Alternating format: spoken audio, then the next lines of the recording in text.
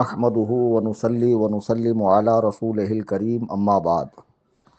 बिरादरान अहले सुन्नत, ये जो स्कैन पेज आपको नज़र आ रहा है, ये वहाबियों और देवबंदियों के इमाम पेशवा मकतूल इस्माइल दहलवी की किताब तक़वियतुल ईमान का सफ़ा नंबर 33 है।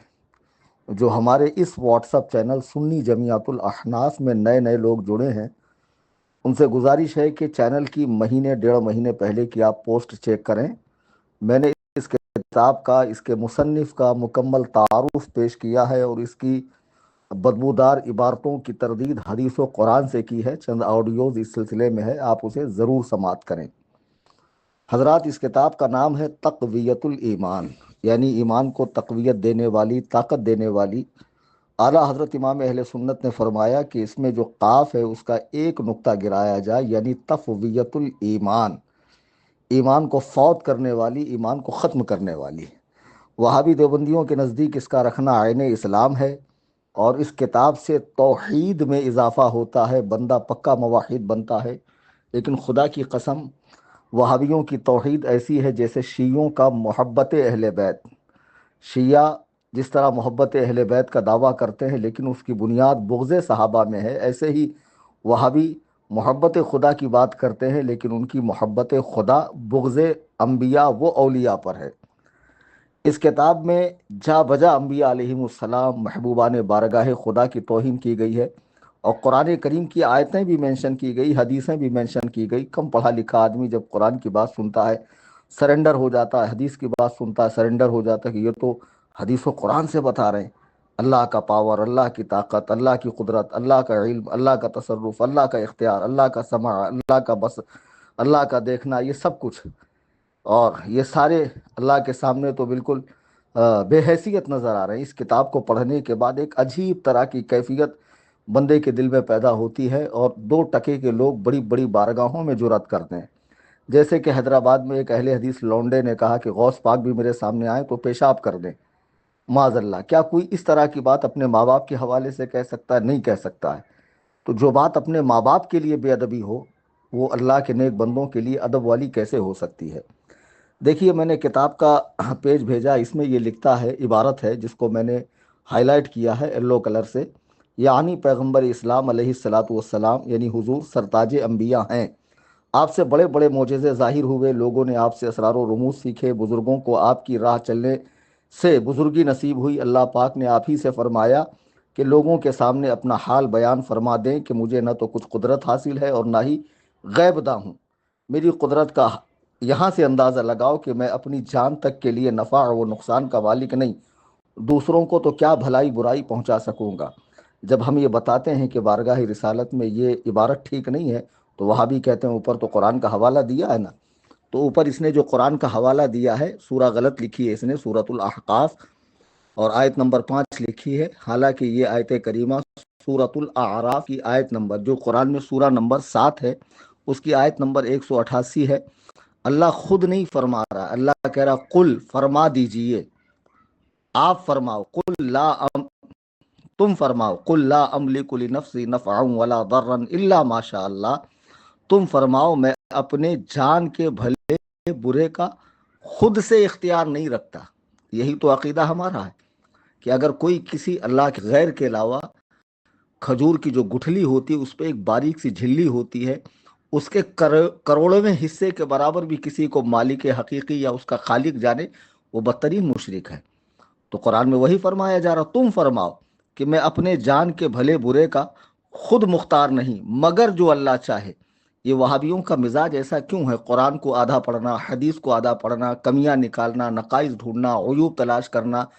क्या अल्लाह ने आगे इरशाद नहीं फरमाया, इल्ला माशा अल्लाह, मगर जो रब चाहता है वो रब ने मुझे इख्तियार दिया है। इसका क्या मतलब है इल्ला माशा अल्लाह का? कलमे में जब आप पढ़ते हैं ला इलाहा इल्लल्लाह, तो इसमें सिर्फ माबूदाने बातिल की नफ़ी है। क्या खुदा वंदे कुद्दूस व जबरूत की वहदानियत व यकतानियत का इकरार नहीं है?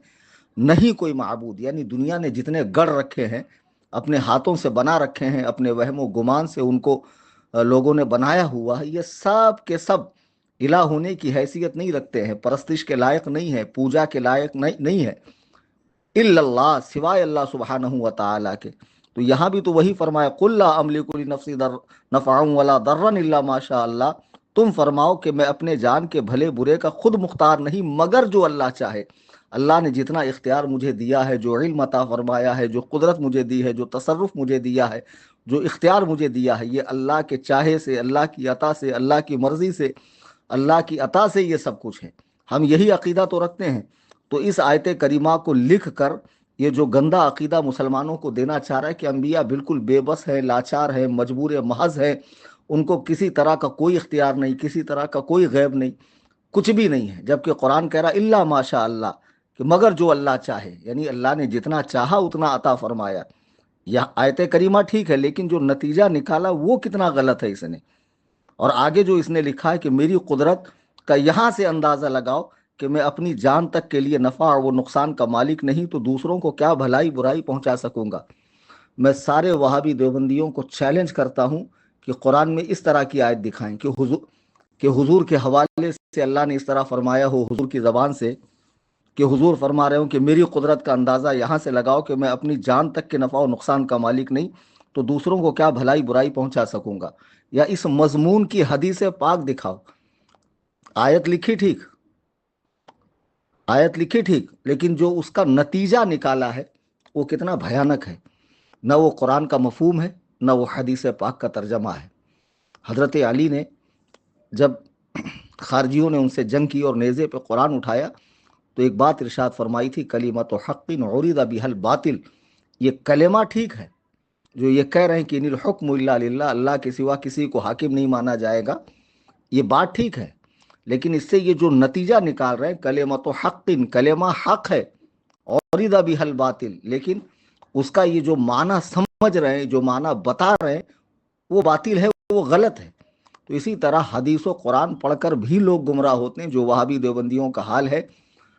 اہل سنت و جماعت، حنفی مذہب، بریلوی مسلک، شواف بریلوی، مالکیہ بریلوی، حنابلہ بریلوی، یہ فقہ کے 4 امام اور ان کی پیروی کرنے والے جو اس دور میں بریلوی کہلاتے ہیں، خدا بند قدوس و جبروت کی قسم، بارگاہ رسالت کے آداب اور ان کے حقوق یہی لوگ جانتے ہیں، اور اولیاء کرام کے آداب، صحابہ کی بارگاہ کے آداب، اہل بیت پاک کی بارگاہ کے آداب، خدا بند قدوس و جبروت کے محبوب بندوں کے بارگاہ کے آداب انہی لوگوں کو پتہ ہے۔ ورنہ دیکھیے یہ کیسی زبان ہے، قرآن تو ایسا نہیں کہہ رہا ہے کہ نبی کو ہر لحاظ سے کوئی اختیار نہیں، کسی معنی مفہوم میں کوئی اختیار نہیں اپنی جان کا۔ اللہ ماشاء اللہ کا کیا مطلب ہے؟ جو اللہ چاہے۔ تو تم نے نیچے تو ایسا نہیں لکھا، نیچے تو تم لکھ رہے ہو نبی کی طرف منسوب کر کے کہ میری قدرت کا یہاں سے اندازہ لگاؤ کہ میں اپنی جان تک کے لیے نفع و نقصان کا مالک نہیں تو دوسروں کو کیا بھلائی برائی پہنچا سکوں گا۔ اس مضمون کی کوئی آیت کریمہ قرآن میں اللہ تعالیٰ نے حضور کے ذریعے نہیں فرمایا، نہ اس مضمون کی کوئی حدیث پاک ہے۔ سنی مسلمانوں، وہابیوں کو پہچانو، دیوبندیوں کو پہچانو، ان کے ظاہری نماز، روزے، تقوی، طہارت اور چلوں کو دیکھ کر اور تسبیح کو دیکھ کر بہکاوے میں مت آؤ۔ شیطان سے بڑے یہ پارسا نہیں ابلیس سے جس نے 6 کروڑ سال اللہ کی عبادت کی ہے۔ یہ چیزیں معیار حق نہیں ہے، عقیدے کا درست ہونا یہ معیار حق ہے، اور عقیدہ اس دور میں صرف اور صرف اہل سنت و جماعت بریلوی مسلک والوں کا درست ہے۔ ورنہ سامنے کتاب ہے، 150 سال پہلے یہ مولوی مر چکا ہے، آج تک اس حالت میں یہ کتاب، یہ نیو ایڈیشن ہے، یہ لوگ چھاپے جا رہے ہیں اور ان کا یہ عقیدہ ہے۔ اللہ تعالیٰ ان کے شر سے، ان کے فتنے سے امت مسلمہ کی حفاظت فرمائے۔ چینل سے جڑے رہیے، دوستوں کو جوڑیے، آگے بہت کچھ دھماکے خرمن وہابیت و دیوبندیت پر، تفضیلیت پر، رافضیت پر، مولائیت پر، نیچریت پر، غامدیت پر، مرزا پلمبر پر، تمام فرقہائے باطلہ کا رد ہونے والا ہے حدیث و قرآن کی روشنی میں۔